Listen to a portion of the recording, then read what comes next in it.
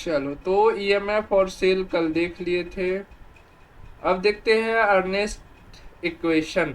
ठीक है, इस ये क्या कह रहा है, used to calculate the electrode potential at non-standard condition। non-standard condition में पहले हमने कौन सा कंडीशन में देखा था, स्टैंडर्ड कंडीशन में देखा था, है ना। कहाँ गया, ये रहा, है ना। स्टैंडर्ड रिडक्शन पोटेंशियल देखे थे ना, स्टैंडर्ड लेवल पर देखे थे ना। अब देख रहे हैं कि अगर स्टैंडर्ड लेवल पर ना हो तो इसके लिए हम लोग कौन सा फॉर्मूला निकालते हैं, E equal to E naught minus 0.591 by n log जो भी प्रोडक्ट बनेगा और जो भी रिएक्टेंट बनेगा, है ना। तो ये वाला आप याद रखना, ठीक है, याद रहेगा। और यहाँ पर अगर बाइंग केस प्रोडक्ट और रिएक्टेंट का मेंशन हो तो वो भी लिख सकते हैं बाय रिएक्टेंट। प्रोडक्ट क्या हुआ, उत्पाद। रिएक्टेंट क्या हुआ, अभिकर्मक जो कि अभिक्रिया में हिस्सा लेता है, भाग लेता है। क्या सर ये एग्जाम में आएगा, नहीं आएगा, तो क्या याद रखना है, नहीं रखना, थोड़ा बहुत देख लेना। जहां पर ई क्या है, इलेक्ट्रोड पोटेंशियल है, ई नोट क्या है, स्टैंडर्ड इलेक्ट्रोड पोटेंशियल है, एन क्या है, नंबर ऑफ इलेक्ट्रॉन है, ठीक है। और टेम्परेचर कितना कितना याद रखना है, कितना से कितना तक रहेगा, 25 डिग्री सेल्सियस, जिसको केल्विन में कन्वर्ट करेंगे तो क्या करेंगे, 25 प्लस में 273 ऐड करेंगे तो कितना आ जाएगा, केल्विन में आ जाएगा ना 298। क्लियर है।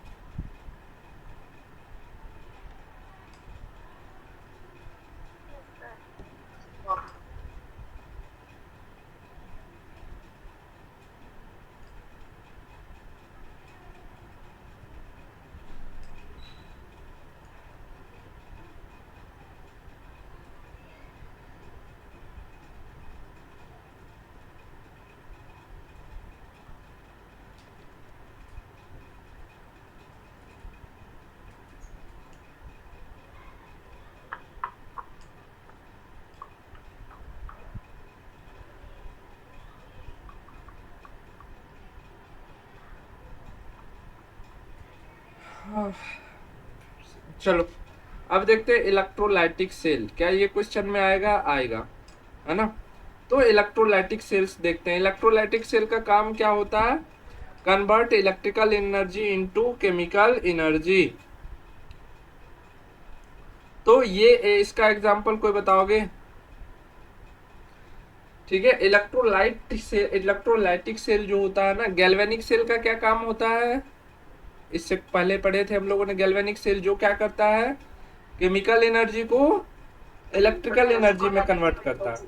लेकिन इलेक्ट्रोलाइटिक सेल जो होता है वो क्या करता है, इलेक्ट्रिकल एनर्जी को केमिकल एनर्जी में कन्वर्ट करता है। ये कैसा रिएक्शन है, तो नॉन स्पॉन्टेनियस रिएक्शन है, ठीक है, जिसमें एनोड क्या होता है, पॉजिटिव होता है, और कैथोड क्या होता है, निगेटिव होता है, ठीक है। एनोड क्या होता है, पॉजिटिव होता है, और कैथोड क्या होता है, निगेटिव होता है। याद है, गैल्वेनिक सेल याद है सबको। जबकि गैल्वेनिक सेल क्या था, देख लो, एनोड निगेटिव, कैथोड पॉजिटिव, ठीक है। और इलेक्ट्रोलाइटिक सेल में हमें क्या देखने को मिलता है, एनोड पॉजिटिव और कैथोड। म्यूट रखो यार, तो एनोड पॉजिटिव हो गया और कैथोड क्या हो गया, निगेटिव हो गया, ठीक है। एग्जांपल्स में क्या हो गया, electrolysis of molten NaCl। Molten मतलब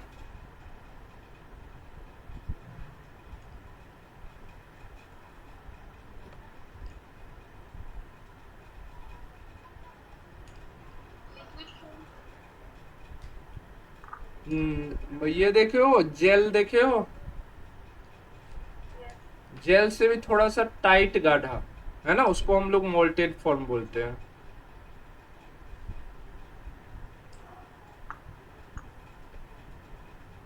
एक बच्चा को सेम वही प्रॉब्लम आ रही है। एक पहले जो प्रॉब्लम आ रही थी, किसी को स्क्रीन नहीं शो हो रहा था, क्या नाम था जी, नाम भी भूल जाते।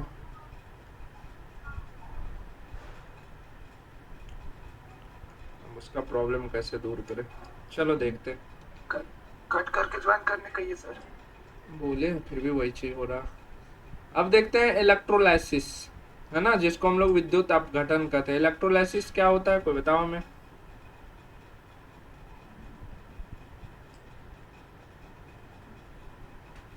जो हम लोग कंपाउंड डालते हैं, ठीक है, जैसे कि जो हम लोग लिक्विड डालते हैं उसका टूट करके आयंस में बदलना क्या कहलाता है, इलेक्ट्रोलाइसिस कहलाता है ना।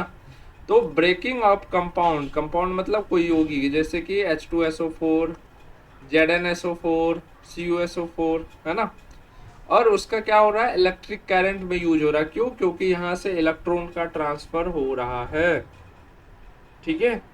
तो इसे ही हम लोग क्या बोलते हैं, इलेक्ट्रोलाइसिस बोलते हैं। बेस्ट एग्जांपल कोई बता सकते हो इलेक्ट्रोलाइसिस का।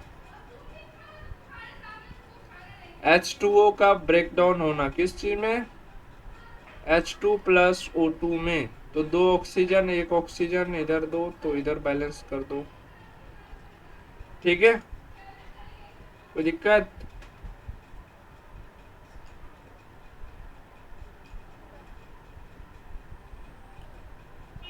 कोई दिक्कत है बताओ इसको समझने में। नहीं सर, नो सर। चलो, किसका ऐसा प्रॉब्लम था जी ठीक हुआ था, जरा बताना तो, क्या किए थे तुम। किसी किसी का ऐसा फंस जाता है, उसको बॉडी शो नहीं होता, आप परेशान होते। चलो आगे बढ़ते, अगला क्वेश्चन देखते। क्या नाम था उसका, नाम ही हम भुला गए। अब देखते हैं Faraday's law of electrolysis, Faraday की विद्युत अपघटन नियम, है ना। तो क्या कहता है फैराडे,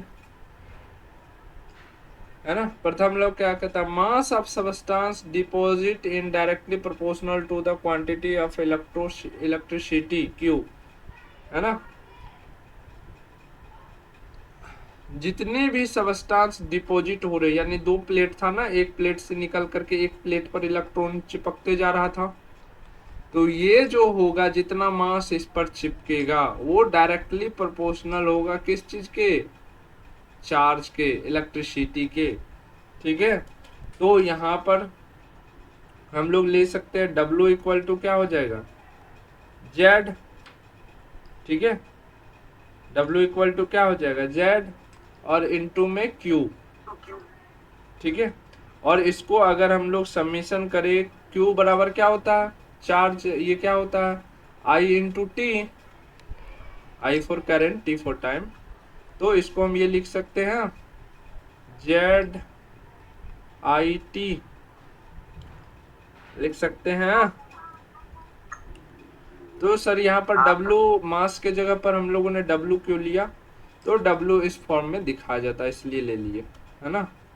तो जब मास निकालना हो आपको तो W बराबर कौन सा फॉर्मूला लगाएंगे, Q into Z into Q, या नहीं तो फिर ZIT, ठीक है। चलो यहाँ पर बता दे रहा हूँ, जिसमें W क्या है, मास है यानी कि द्रव्यमान है, Z क्या है, इलेक्ट्रोकेमिकल इक्विवेलेंट है ना, वैद्युत रासायनिक जो इक्विवेलेंट को क्या बोलते हैं हिंदी में, I करंट है यानी कि धारा है, और T क्या है, टाइम यानी कि समय है। कोई दिक्कत। तो फैराडे के फर्स्ट लॉ से हमें क्या मिलता है कि जो मास का डिपोजिशन होता है एक प्लेट से दूसरे प्लेट पर गैल्वेनिक सेल में, तो वो किसके बराबर होता है, तो वो जो मास डिपोजिशन होके दूसरे प्लेट पर चिपकता है, तो जितना मास चिपकेगा उतना ही इलेक्ट्रॉन या इलेक्ट्रिसिटी प्रोड्यूस होगी। क्यों, क्योंकि मास के रूप में जो जाके चिपक रहा है वो क्या है, नंबर ऑफ इलेक्ट्रॉन, है ना। अरे हाँ या ना बताओ जरा। हाँ सर। चलो आगे बढ़े। अब आते हैं सेकेंड लॉ। सेकेंड लॉ क्या कहता है? When some amount of electricity pass through different electrolytes, that the mass deposit is proportional to their equivalent weight। ठीक है। अब अगर मास मान लो कि दूसरे से पास होकर के आता है, यानी कि जब बोला जा रहा है कि थ्रू डिफरेंट इलेक्ट्रोलाइट्स, यानी दूसरे इलेक्ट्रोलाइट क्या था उस लिक्विड में जो डाला गया था, उस दोनों जो जार था उसमें, है ना, तो उसमें जब डाला गया है तो आपके जो मास होंगे वो किसके डायरेक्टली प्रोपोर्शनल होंगे?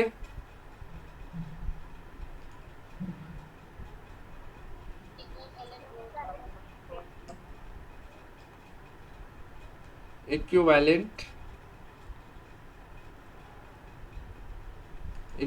वेट। और इक्विवेलेंट वेट निकालना सिखाए थे नॉर्मेलिटी में, याद है? नॉर्मेलिटी वाला में इक्विवेलेंट मास निकालना सिखाए थे, मॉलिक्यूलर मास बट्टे में एन फैक्टर। याद आया कुछ? मॉलिक्यूलर मास और बट्टे में एन फैक्टर। एन फैक्टर कैसे निकाल रहे थे? या तो जितना वो हाइड्रोजन लूज करेगा या जितना ऑक्सीजन लूज करेगा वही उसका क्या होगा? एन फैक्टर होगा। याद आ रहा है कुछ? नहीं आ रहा तो नॉर्मेलिटी देख लेना सॉल्यूशन वाला चैप्टर को जाकर के फिर से। चलो अब देखते हैं कंडक्टेंस एंड कंडक्टिविटी, चालकता। तो स्पेसिफिक कंडक्टेंस को K से डिनोट करते हैं, जो कि क्या होता है? Conductance of 1 centimetre of solution. ठीक है, जो कि 1 सेंटीमीटर क्यूब सॉल्यूशन में प्रेजेंट होते हैं, जिसका यूनिट क्या होता है? S इंटू S/cm, है ना। दूसरा आता है हमारा मोलर कंडक्टेंस। मोलर कंडक्टेंस क्या है? Conductance of all ion 1 mole of electrolyte. यहाँ पर वजन की बात हो रही है ना। तो 1 मोल इलेक्ट्रोलाइट, तो यहाँ तो फॉर्मूला ड्राइव करना पड़ेगा। तो AM बराबर क्या हो जाएगा? 1000 केल्विन पर C। यहाँ पर C क्या है?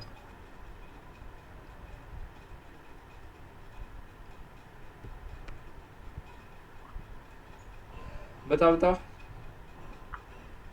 जो कि आपको C आपको लेना है मोल पर लीटर में लेना है। अब सोच के बताओ।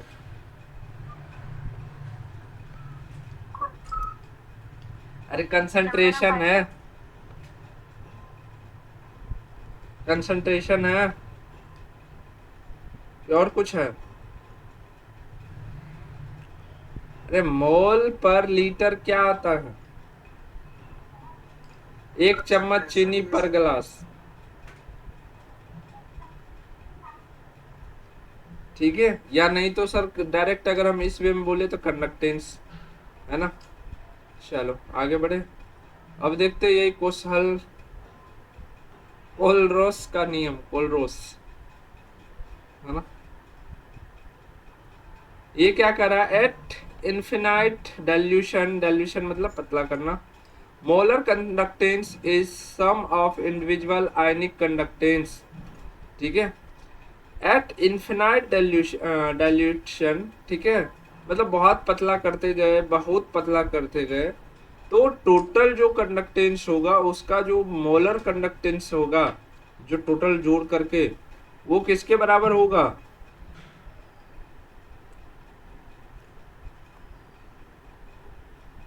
इन्फिनाइट, तो इन्फिनाइट का साइन दे दो। ठीक है, वो किसके बराबर होगा? लैम्डा इन्फिनाइट पॉजिटिव चार्ज और लैम्डा इन्फिनाइट निगेटिव, है ना। चलो क्या सर ऊपर से जा रहा है, कुछ समझ नहीं आ रहा? नहीं समझ में आ रहा तो छोड़ देना। BSc नर्सिंग वाले को सिर्फ ये पढ़ना, पैरामेडिकल वाले को नहीं पढ़ना, ANM GNM वाले को नहीं पढ़ना। ठीक है, जहाँ पर use find molar conductance at infinity degree of dissociation और solubility of a weak electrolytes. ठीक है, ये सारी चीज़ें यूज हमें करने होंगे, ये चीज़ सब पढ़ लेना। ये पैरामेडिकल ANM GNM सबके लिए, बैटरीज, है ना। प्राइमरी सेल, पूछा जाएगा प्राइमरी सेल में कौन कौन सेल आता है? तो ड्राई सेल और मर्क्यूरी सेल आता है।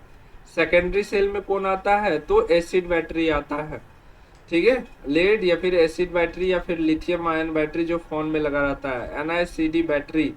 ये दोनों बहुत याद रख लेना, ANM GNM पैरामेडिकल वाले खुले ठोकबाव में इस टाइप के क्वेश्चन आएंगे, ठीक है। सर मरकरी सेल क्या है? मरकरी सेल क्या है? ड्राई सेल के बारे में पहले बता दो तुम हमको। जिसमें लिक्विड नहीं होता है, मतलब ये एसिड डाला हुआ रहता है, लिक्विड वो नहीं रहता, उसको ड्राई सेल बोलते हैं। ठीक, जिसमें क्या रहेगा? सॉलिड मैटर्स रहेगा, ठीक है। और ये क्या बोलते हैं, मर्क्यूरी सेल ना। मर्क्यूरी सेल क्या होगा? अरे बताओ। तो ऐसे ही नहीं, इसमें एसिड वगैरह नहीं रहेगा।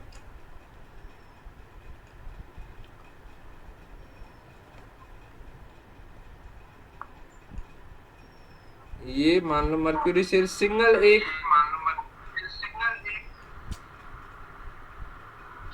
म्यूट करोगे? मर्क्यूरी सेल किसमें यूज होता है?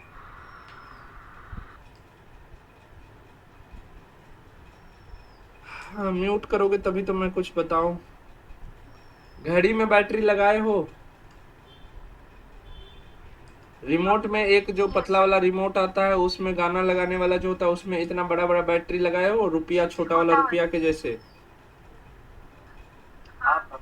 हाँ, तो उसमें जब बैटरी लगाते तो उसमें मर्क्यूरस ऑक्साइड डाला जाता है उस बैटरी में, है ना। इसलिए हम लोग उसको मर्क्यूरी सेल बोलते हैं। क्यों? क्योंकि वो मर्क्यूरी का अलग फॉर्म उसमें रहता है, और इसका स्ट्रक्चर होता है कि एक ही में इलेक्ट्रोड लगे रहते हैं।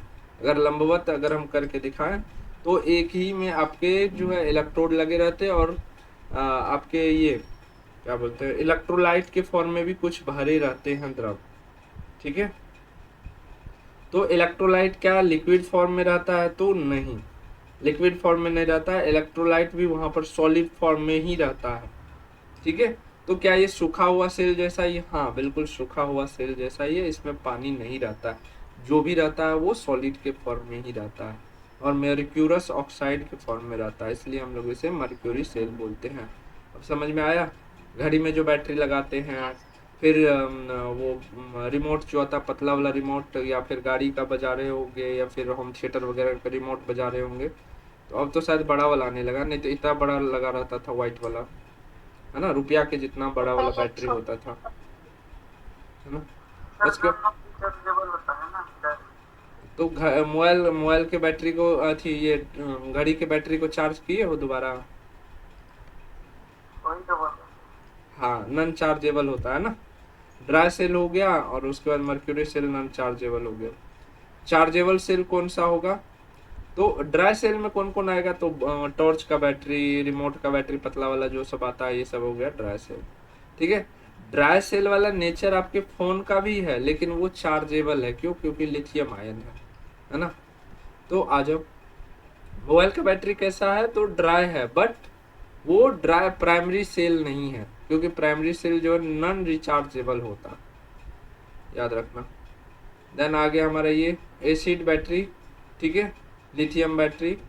अब चलते हैं फ्यूल सेल, सेल का फ्यूल, है ना।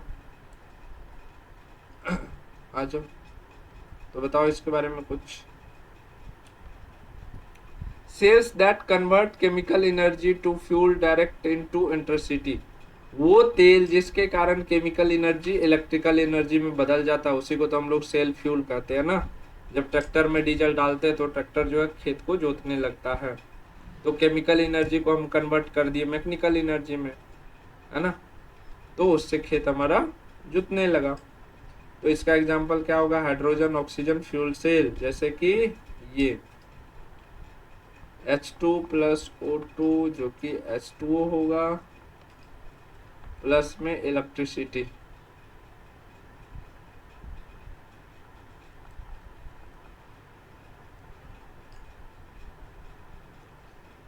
बैलेंस बना लेना, ठीक है। फिर आता है क्रॉसियन, जंग लगना जिसको बोलते हैं। कभी कभी देखते होंगे लोहा या कुछ बाहर में रख दोगे कुछ दिन तो उसमें जंग लग जाता है, तो क्या होता है, slow destruction of metals due to oxidation is presence of air and moisture. Air और मॉइस्चर की उपस्थिति में क्या होता है कि आपके जो मेटल्स होते, धातु होते हैं, उस पर एक परत जमने लगता है, या बोले तो ऑक्सीकरण के कारण उस पर एक परत जमने लगती है, जिसे हम लोग जंग लगना कहते हैं। आप लोग डेली बेसिस पर, डेली लाइफ में इसको देखते होंगे, अनुभव किए होंगे। क्लियर? डेली बेसिस पर, डेली लाइफ में देखते होंगे।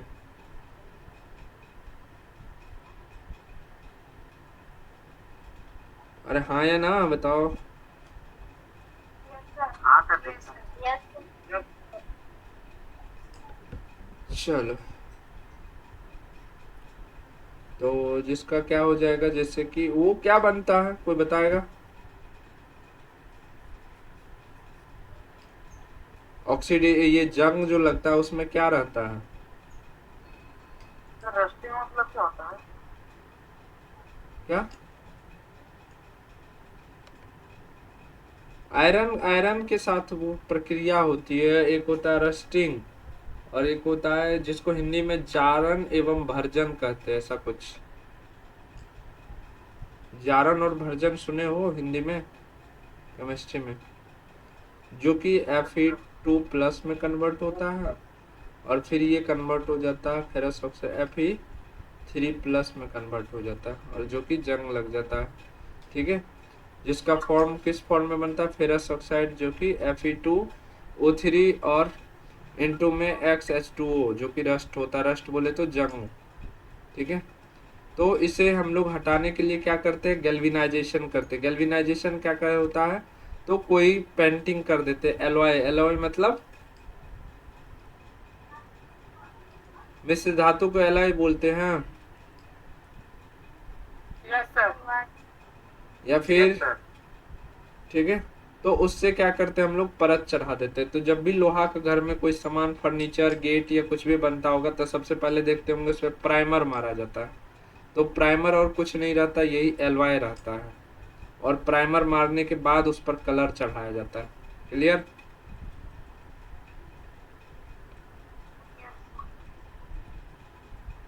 ठीक है,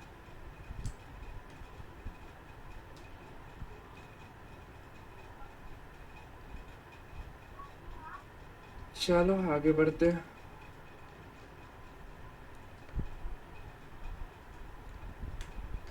ठीक है, तो गैल्वेनाइजेशन बोला जाएगा कि रस्ट को किस हिसाब से हम लोग, जंग को किस हिसाब से बचा सकते हैं, तो गैल्वेनाइजेशन प्रोसेस करके। ये सब थोड़ा इम्पोर्टेंट पॉइंट्स है, वन लाइनर में याद कर लेना। और इस तरह से आपका ये चैप्टर एंड होता है। तो ये पढ़ाया हुआ पूरा प्रिंट करके दे दे, या फिर वो PDF दे दे। इसमें तो बाकी फार्मूला वगैरह लिखे, वहां पर फार्मूला नहीं होगा।